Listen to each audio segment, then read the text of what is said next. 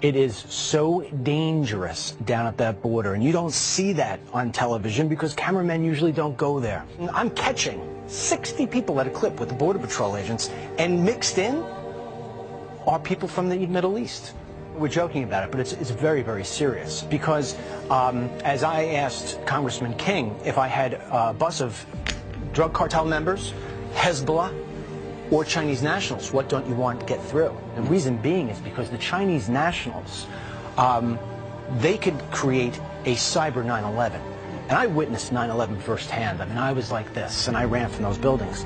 A cyber 9/11 would make that day look simple.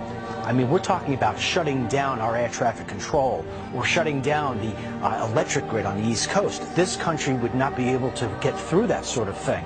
So the fact that we're allowing that to come through the border, this is a pathway to disaster. And we will never understand until it happens that America will never be the America we know. Because let me tell you, we just watched the city of Boston shut down for a week because of two guys who learned how. The confidential Pentagon report quoted by the Washington Post gives the most detailed list yet of the systems that Chinese hackers allegedly have penetrated.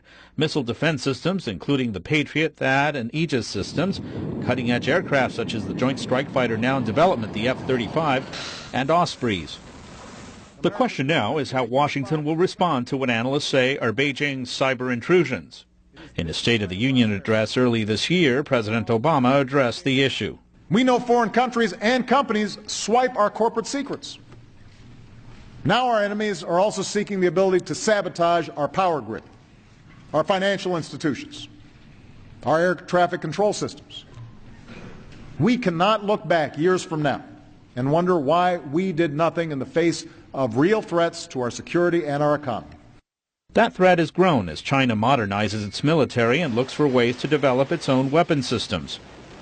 Jason Healy specializes in cybersecurity at the Atlantic Council, a research organization in Washington. We know the Chinese have been greatly expanding their defense procurement programs over the last few years. This completely fits in with what we've seen in other areas of Chinese military behavior. In their meetings with Chinese officials, U.S. officials have for years brought up the issue of cyber intrusions. But the U.S. government has only recently started making its complaints more public. 6 months ago, the United States still had not taken a position on what we would do about this.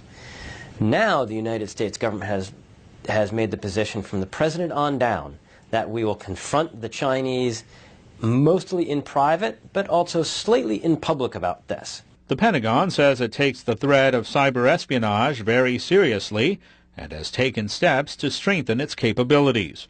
Defense Secretary Chuck Hagel will have a chance to bring up the issue with Chinese defense officials